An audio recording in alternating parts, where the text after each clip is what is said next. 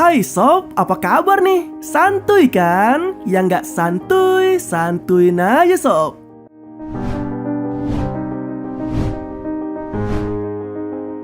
Pemandangan indahnya pantai menjadi scene pembuka dalam kisah kali ini. Lalu terlihat seorang pria yang nampak terhuyung yang terlena dengan apa yang dilihatnya. Seolah ia begitu nyaman terbawa dalam lamunannya.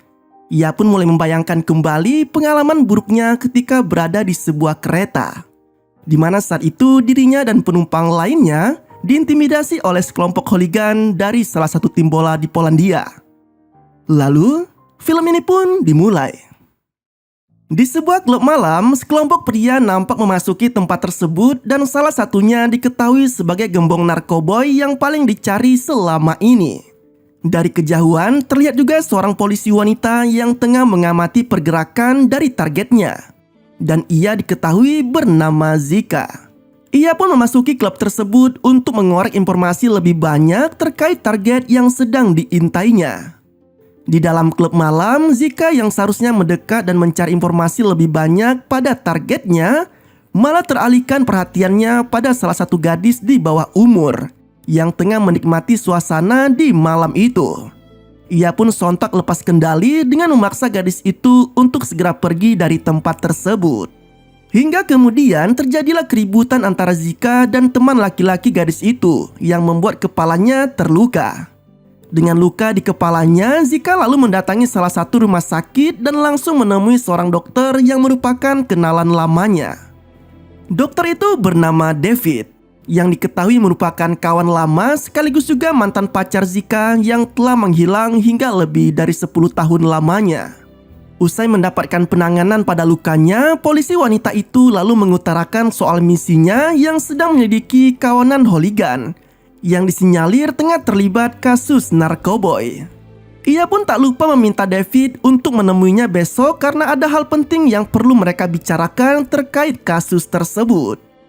Nah, keesokan harinya, pertemuan antara Zika dan David pun dilakukan di sebuah kafe. Polisi wanita itu kali ini membeberkan tentang Kazub, pemimpin salah satu kelompok hooligan bernama Furioza, yang sekaligus juga kakak kandung dari David. Ia menuturkan bahwa Kazub kini terancam hukuman 20 tahun penjara, karena tidak hanya menjadi pemimpin kelompok hooligan saja, melainkan juga geng kriminal dengan banyak kasus yang telah mereka buat. Dalam obrolan tersebut, diketahui bahwa ternyata Zika dulunya juga merupakan anggota hooligan yang kerap berbuat semaunya sendiri, sama seperti kelompok hooligan lainnya. Namun setelah 10 tahun menghilang, ia pun tiba-tiba muncul sebagai polisi dengan membawa kasus yang mengancam Furioza dan Kazub. Berbeda dengan David, meski dirinya dulu juga merupakan anggota Furioza sekaligus adik dari pemimpin kelompok itu, namun ia harus dikeluarkan dari kelompok tersebut karena dianggap sebagai pengecut. Nah, pertemuan mereka pun tak berlangsung lama karena David yang tak ingin kakaknya terlibat masalah hukum akhirnya meninggalkan Zika di tempat tersebut. Ia lalu pergi untuk mendatangi markas Furioza untuk segera menemui Kazub. Di markas Furioza, Kazub yang baru saja selesai bertarung di atas ring nampak kurang begitu senang karena kedatangan David di tempatnya. Tak ada banyak obrolan di antara mereka. Bahkan David pun seolah hanya bisa menyimpan sendiri semua hal yang tadi sempat dibicarakannya dengan Zika. Nah, tak lama kemudian, kelompok Furioza yang baru saja memenangkan pertarungan di atas ring melawan kelompok lainnya akhirnya memutuskan untuk merayakannya di pinggir pantai. Di kantor polisi, Zika sempat diberi sejumlah pertanyaan oleh atasannya yang bernama Jacek. Mengingat dulunya Zika merupakan bagian dari kelompok Furioza. Jacek juga sempat membahas tentang sosok yang berperan dalam kelompok hooligan itu, termasuk Daro, yang merupakan adik kandung dari Zika dan harus tewas dalam suatu pertikaian antara geng 10 tahun silam. Tak sampai di situ, pertemuan pun kembali dilakukan dengan David. Namun kali ini Zika datang bersama Jacek untuk kembali membahas tentang kasus yang menyeret kelompok Furioza. Polisi itu menjelaskan tentang tujuannya untuk menangkap Moroka yang menjadi pemimpin kelompok hooligan lainnya, sekaligus juga melibatkan kelompoknya dalam bisnis haram. Ia juga menyebut tentang Volansky yang ditenggarai menjadi penyelundup barang haram melalui pelabuhan. Sosok tersebut juga diketahui menjadi pemilik dari salah satu klub malam. Menariknya, salah seorang anggota Furiosa yang bernama Golden ternyata juga menjadi pekerja di klub malam tersebut dan diyakini turut ikut dalam bisnis peredaran barang haram yang dijalankan Muraoka. Hal inilah yang membuat kepolisian turut menjadikan Kazub sebagai target mereka. Karena kondisi itulah, maka David kini dimintai untuk membantu polisi dengan kembali masuk ke dalam kelompok Furiosa dan menjadi informan untuk menjerat Golden beserta Muraoka. Di hari yang berbeda, kelompok Furiosa nampak mulai diintai setiap gerak-geriknya oleh polisi. Tak terkecuali dengan David, yang turut membuntuti kemanapun Kazub pergi. Namun sial bagi David, ia yang bermaksud membuntuti kelompok Furiosa yang saat itu akan melakukan pertarungan dengan kelompok hooligan lainnya, malah dipergoki oleh kakaknya sendiri. Seolah tak memiliki pilihan lain, David yang tidak ingin kedoknya terungkap akhirnya berpura-pura jika dirinya ingin kembali bergabung dengan kelompok Furiosa. Golden yang saat itu menghampirinya jelas menolak keinginan David. Terlebih ia nampak tidak memiliki hubungan yang cukup baik dengan adik dari pemimpin kelompoknya itu. Namun pada akhirnya David tetap ikut bersama dengan kelompok Furiosa, setidaknya untuk membuktikan kesungguhan dari ucapannya tersebut. Di waktu yang sama, Zika dan anggota polisi lainnya yang sempat mengikuti salah satu bus malah diperdaya oleh trik murahan ala Furiosa. Karena ternyata bus yang mereka yakini tengah ditumpangi oleh kelompok hooligan targetnya itu malah hanya berisikan boneka manekin saja. Kekesalan Zika pun kian memuncak karena tidak hanya ditipu oleh trik murahan itu saja, melainkan juga kehilangan kontak dengan David yang saat ini memang tengah bersama Kazub dan lainnya setelah ia meninggalkan mobil dan alat komunikasinya di pinggiran jalan. Kembali ke David, ia bersama dengan kelompok Furiosa kini telah sampai di salah satu hutan yang menjadi lokasi dilangsungkannya tawuran antara geng. Persiapan nampak dilakukan oleh Golden dan yang lainnya. Sementara Kazub tak henti-hentinya memberi semangat pada semua anggota Furiosa. Tak lama kemudian, Muraoka dan anggota kelompok hooligannya pun datang dengan jumlah yang lebih banyak. Menyadari kelompoknya kalah jumlah, Golden sempat berinisiatif untuk mempersenjatai yang lainnya. Namun upaya tersebut digagalkan oleh Kazub yang sedari dulu selalu bertekad untuk bertarung layaknya pria sejati, dengan berbekal mental dan tangan kosong saja. Tanpa banyak basa-basi, kedua kelompok hooligan itu pun mulai bertarung dan saling serang. Dengan menerapkan strategi dan kerjasama yang baik, akhirnya Furiosa berhasil mengakhiri pertarungan dengan kemenangan. Sedangkan Muraoka dan anggota kelompoknya harus mau menerima kekalahan setelah mereka dihabisi oleh Kazub dan kelompoknya.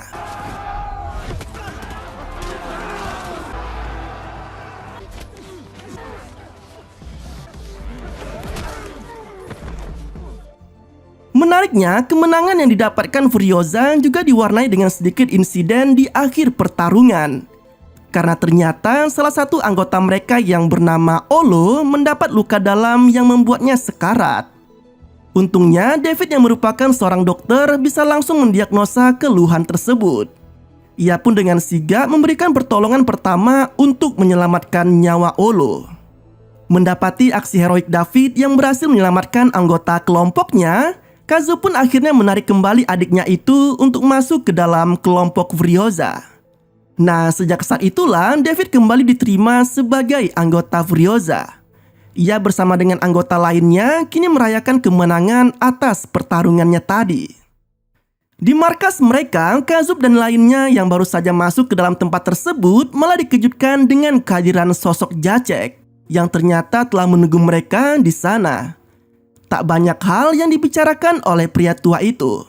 Ia hanya memberitahukan soal surat penggeledahan yang saat ini tengah dibuat oleh kejaksaan dan akan berlaku pada 7 hari mendatang.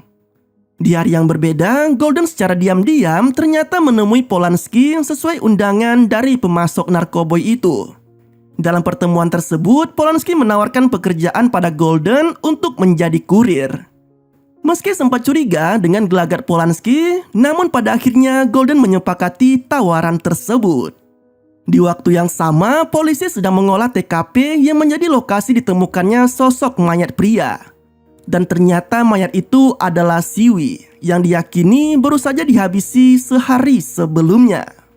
Sementara itu, David yang sedang berlatih tinju di rumahnya tiba-tiba teringat kembali tentang masa kelamnya bersama Furiosa. Dalam lamunannya itu terungkaplah bahwa dulu ia bersama dengan Golden dan mendiang Daro sempat terlibat dalam pertarungan dengan geng lainnya. Namun sayangnya pertarungan yang seharusnya dilakukan dengan tangan kosong malah dikotori oleh Daro yang diam-diam menggunakan pisau kecil untuk menghadapi lawannya. Bukannya berhasil menghabisi semua lawannya, Daro yang membekali dirinya dengan senjata malah bernasib naas karena ia malah tewas tertusuk oleh pisaunya sendiri. Sementara David yang sedari awal tidak setuju dengan aksi Daro, akhirnya hanya bisa menyaksikan kawan satu gengnya itu tewas di depan matanya. Ia bahkan sama sekali tak membela Golden maupun Daro yang kala itu tengah dihajar habis-habisan oleh lawan mereka. Nah, sejak saat itulah David pun dicap sebagai pengecut oleh yang lainnya dan dikeluarkan dari kelompok Furiosa. Di hari yang berbeda, sparring antara Golden dan David harus terhenti karena perhatian mereka teralihkan oleh berita di TV yang melaporkan soal penemuan mayat Siwi. Mendapati berita tersebut, Kazu pun langsung menanyai Golden soal ia mencurigai jika kawannya itu juga turut terlibat dalam aksi pembunuhan Siwi. Namun dengan tegas, Golden menyangkal tuduhan tersebut dan meyakinkan Kazu bahwa dirinya sama sekali tidak mengetahui soal aksi pembunuhan itu. Kazu juga menyarankan Golden dan yang lainnya agar lebih berhati-hati dalam bertindak, serta memperingatkan semuanya agar tidak terlibat dalam kasus pelanggaran hukum apapun, tak terkecuali dengan barang haram dan pembunuhan. Tak lebih dari 48 jam sejak ditemukannya mayat Siwi, polisi pun dengan cepat menangkap semua anggota kelompok hooligan, baik Furiosa maupun kelompok Murauka. Mereka semua diinterogasi oleh Zika dan Jacek. Namun sayangnya, polisi yang tak memiliki bukti cukup hanya bisa melepaskan mereka. Bahkan Murauka yang jelas-jelas sempat tertangkap kamera CCTV di lokasi terbunuhnya Siwi bisa berlenggang bebas dari jeratan hukum. Terlebih ia juga memiliki pengacara pribadi yang cukup hebat hingga membuat kliennya itu terbebas dari kecurigaan polisi. Di salah satu stadion, kelompok Furiosa nampak meluapkan kegembiraan mereka setelah tim bola favoritnya berhasil memenangkan pertandingan. Menariknya, Golden yang selama ini masih meragukan niat tulus David yang kembali bergabung dengan Furiosa, lantas memintanya untuk segera pergi naik kereta bersama dengan kelompok hooligan dari tim bola lainnya. Seolah ini merupakan tantangan terakhir bagi David agar bisa membuktikan kesungguhannya menjadi anggota Furiosa. Tanpa pikir panjang, David pun lalu menuju ke kereta yang saat itu sedang ditumpangi oleh kelompok hooligan lainnya. Di dalam kereta, David mulai diintimidasi oleh kelompok hooligan tersebut, sama seperti yang sempat diperlihatkan di awal film tadi. Lalu, ia pun menghentikan laju kereta dengan mengaktifkan tombol darurat tepat di lokasi yang menjadi tempat anggota Furiosa berkumpul. Sontak, keributan antara kedua kelompok hooligan itu pun tak terhindarkan.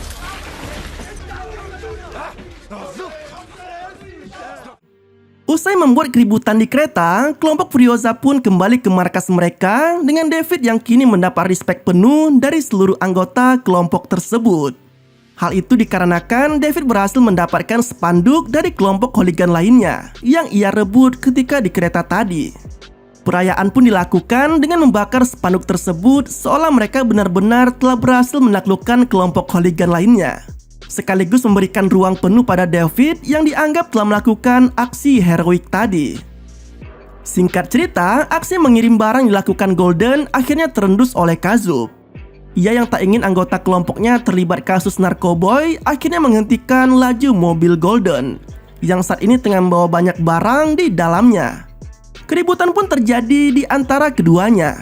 Kazu berulang kali mengingatkan Golden agar tidak berurusan lagi dengan Polanski atau Murauka. Karena ia tahu betul, konsekuensi apa yang akan dapat Golden bukan hanya kurungan penjara, namun bisa lebih parah lagi hingga merenggut nyawanya seperti yang dialami Siwi. Kazu nampaknya bukanlah sosok hooligan kotor seperti yang dituduhkan polisi selama ini. Kekesalannya pada langkah Golden yang memutuskan bekerja pada Polanski akhirnya membuatnya mengambil keputusan tegas. Di markasnya, Kazu memberikan pilihan pada anggota Furiosa untuk memilih tetap bersamanya atau meninggalkan kelompok hooligan itu dan mengabdi pada Polanski. Menariknya, dari semua anggota Furiosa, hanya Goldenlah satu-satunya yang sempat akan memilih untuk bergabung dengan Polanski. Namun entah apa yang dipikirkan oleh Kazub, ia seolah justru membujuk Golden agar tetap bersamanya dan menjauh dari Polanski. Alhasil, Golden pun menuruti permintaannya. Keputusan Kazub untuk tetap dalam pendiriannya nampaknya telah menempatkannya pada situasi yang berbahaya. Momen menegangkan sempat dialami Kazub di malam itu. Ia yang sendirian di dalam mobilnya tiba-tiba saja didatangi oleh sekelompok pria misterius yang langsung memburunya. Dengan brutal, sekelompok bersenjata tajam itu menghabisi Kazub tanpa ampun, hingga membuatnya terluka sangat parah.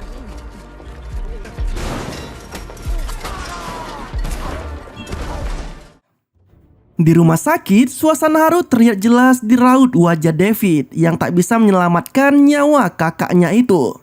Sama halnya dengan anggota kelompok Furiosa lainnya yang juga masih tak percaya dengan kepergian pemimpin mereka. Apalagi Kazub tewas dengan cara yang mengenaskan.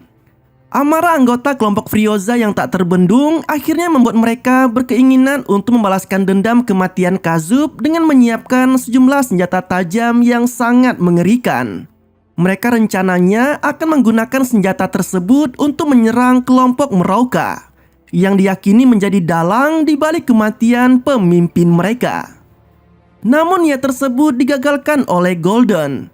Ia menyebut bahwa menggunakan senjata tajam bukanlah pilihan yang tepat untuk menyerang Muraoka. Apalagi pemimpin kelompok hooligan itu memiliki banyak anak buah dengan persenjataan yang sangat lengkap. Nah, karena alasan itulah maka Golden meminta yang lainnya untuk mulai berlatih menggunakan senjata api. Ia meyakini jika menggunakan senjata api akan sangat efektif untuk menyerang kelompok Muraoka. Dalam sesi latihan tembak, Golden secara mengejutkan malah mendatangkan Polanski yang diyakininya menjadi sosok yang turut andil dalam tewasnya Kazub. Namun bukannya langsung menembak mati pengedar narkoboy itu, Golden malah memaksa Polanski untuk menandatangani surat pemindahan kepemilikan bisnisnya kepadanya. Di bawah ancaman Golden yang menyandra cucunya, Polanski akhirnya mau menandatangani surat tersebut dengan terpaksa. Namun itu tidaklah cukup. Golden yang tengah kesetanan malah menghabisi nyawa Polanski dengan menembaknya secara bertubi-tubi. Sejak saat itulah bisnis Polanski yang saat ini dimiliki Golden sepenuhnya menjadi semakin besar. Terlebih ia juga mendapatkan tawaran kerjasama dengan Muraoka yang menjadikan perputaran uang semakin kencang dan membuatnya kian bergelimang harta. Di sisi lain, perubahan hidup Golden dan sikapnya yang menjadi semakin angkuh mulai mendapat perhatian dari David. Ia yang selama ini berusaha tenang dan tidak mengungkit lagi soal kematian Kazub, malah terusik oleh pernyataan Golden yang menyebut jika Furiosa sebaiknya tidak lagi memusuhi Muraoka. Ia berdalih bahwa cara terbaik untuk menghancurkan Muraoka adalah dengan menyusup ke dalamnya dan mengacaukan bisnis mereka. Mendengar pernyataan tersebut, David pun tak terima karena seolah Golden mulai mendominasi kelompok Furiosa dan ingin mengubah prinsip dari kelompok tersebut. Hal senada juga diutarakan oleh anggota Furiosa lainnya yang agaknya masih belum bisa merelakan kepergian Kazub dan tetap ingin membalaskan dendam kematian pemimpin mereka. Di waktu yang sama, Muraoka yang tengah menjalankan bisnisnya tiba-tiba dihadang oleh Zika dan anggota polisi lainnya. Mereka lalu menggeledah isi mobil yang digunakan Muraoka dan ditemukanlah sebuah tas dengan banyak uang di dalamnya. Namun lagi-lagi Muraoka masih bisa lolos dari tangkapan polisi karena salah satu anak buahnya yang juga berada di dalam mobil tersebut tiba-tiba mengakui jika tas itu adalah miliknya. Alhasil Muraoka pun kembali terhindar dari tuduhan kepemilikan barang haram. Meski masih belum bisa menjerat Muraoka atas keterlibatannya dengan barang haram, namun Zika setidaknya bisa sedikit lega. Karena ternyata Jacek yang terus menelusuri bukti pembunuhan Kazub akhirnya bisa mendapatkan rekaman CCTV dari salah satu truk sampah. Dari CCTV itulah terlihat jelas bagaimana aksi keji pembunuhan terhadap pemimpin kelompok Furiosa yang ternyata dilakukan secara membabi buta oleh sejumlah orang. Kembali ke David, ia yang sedang berkendara bersama anggota Furiosa lainnya tiba-tiba saja dihentikan oleh kelompok Meroka. Meski sempat terjadi sedikit keributan, namun tujuan kedatangan Meroka kali ini bukanlah untuk bertarung atau memberi pelajaran pada David dan yang lainnya. Mereka hanya ingin memberitahu pada David bahwa ia bukanlah pembunuh Kazub. Meroka bahkan mengaku sangat mengagumi pemimpin Furiosa itu karena dianggapnya sebagai hooligan sejati. Meski Kazub tetaplah menjadi musuh baginya. Tidak hanya itu, Meroka juga sempat memberikan ponsel pada David yang disebutnya sebagai alat untuk berkomunikasi dengannya. Terutama jika Furiosa ingin kembali bertarung antar geng dengan kelompoknya. Tak lama kemudian, mereka pun berlalu meninggalkan David dan yang lainnya. Di suatu pagi, Golden yang baru saja melalui malam panjangnya dengan wanita dan barang haram tiba-tiba dikejutkan dengan kedatangan sejumlah anggota polisi di rumahnya. Dengan cepat, ia pun berlari tunggang langgang berusaha kabur menyelamatkan diri. Namun tampaknya upaya tersebut hanyalah sia-sia saja. Karena ternyata Zika yang dari tadi memperhatikannya berhasil menghadang Golden di salah satu bangunan tak jauh dari rumahnya. Perseteruan antara Zika dan Golden pun akhirnya berlanjut dengan aksi baku hantam.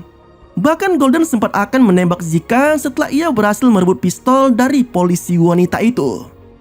Namun beruntung bagi Zika, ia yang telah berada di ujung mautnya akhirnya berhasil diselamatkan oleh Jacek. Setelah pria tua itu menghantam kepala Golden hingga membuatnya tak sadarkan diri.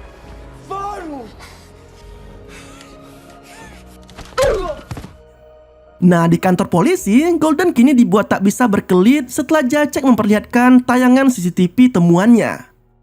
Dalam rekaman tersebut terlihat jelas bagaimana kronologi pembunuhan yang terjadi pada Kazub. Dan terungkaplah bahwa pembunuh pemimpin Furiosa itu adalah Golden.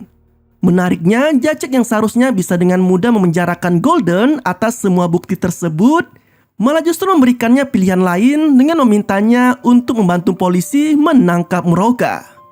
Mengetahui sikap atasannya yang seolah memberi kesempatan bebas pada Golden, Zika pun kesal dan mempertanyakan soal keputusannya tersebut.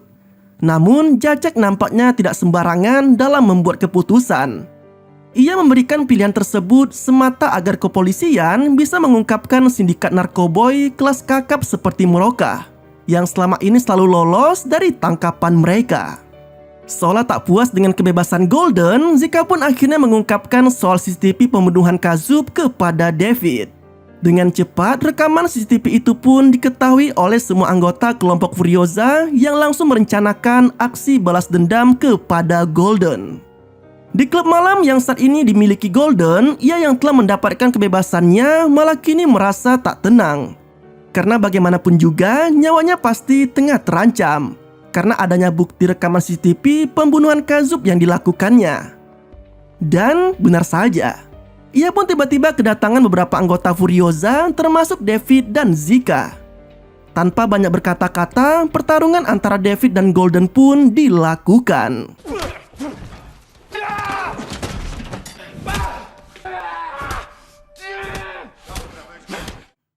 Menariknya, David yang telah siap untuk mengakhiri hidup Golden malah dihalangi oleh Olo dan anggota Furiosa yang lainnya. Hal itu mereka lakukan semata agar David tidak terjerat oleh masalah hukum karena membunuh Golden. Atas alasan itulah, maka Olo dan yang lainnya yang memutuskan bertindak sebagai eksekutor untuk mencabut nyawa Golden. Sehingga hanya mereka saja yang perlu menjadi tersangka atas kasus pembunuhan tersebut.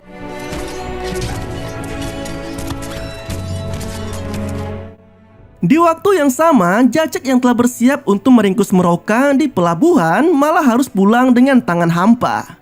Karena ternyata gembong narkoboy itu telah mendapatkan informasi soal rencana polisi yang akan menangkapnya. Alhasil, Meroka pun hanya sekedar berhenti di parkiran pelabuhan lalu kencing di tempat tersebut. Seolah ia benar-benar tengah mengejek polisi. Menariknya, informasi yang didapat Moroka tentang rencana polisi itu didapatnya dari sang pengacara, yang sekaligus juga bertindak sebagai informannya. Menyebalkannya lagi, si pengacara ternyata malah mendapatkan informasi tersebut justru dari salah seorang komisaris kepolisian. Maka tak mengherankan bila selama ini Moroka selalu saja berhasil lolos dari sergapan polisi. Di sisi lain, Zika yang telah bersiap mengungkapkan kasus pembunuhan Kazub akhirnya memutuskan untuk keluar dari kepolisian. Ia berdalih jika panggilan hatinya untuk kembali menjadi hooligan tak bisa lagi ditolaknya. Di akhir film, terlihat David yang tengah berlayar bersama dengan istri mendiang Kazub dan putrinya, termasuk Zika yang juga turut bersamanya di atas kapal. Setelah selesai puas menikmati perjalanan bersama yang lainnya, David pun mulai mengemasi jaring ikan yang dibawanya masuk ke salah satu gubuk kecil. Secara tak terduga, David yang telah masuk ke dalam gubuk tiba-tiba dikejutkan dengan kemunculan sesosok pria yang tak asing baginya. Ternyata itu adalah pria dari kelompok hooligan lainnya yang sempat terlibat keributan dengan Furiosa di kereta tempo lalu. Tanpa basa-basi, pria itu langsung menikamnya dengan pisau ke tubuh David, lalu meninggalkannya begitu saja. Dengan terhuyung karena luka di tubuhnya, David mulai berjalan perlahan keluar dari gubuk dan menuju ke bibir pantai seperti yang sempat diperlihatkan di awal film tadi. Ia yang mulai kehilangan banyak darahnya, kemudian terduduk di tepian pantai seraya tengah bersiap untuk menyambut ajalnya.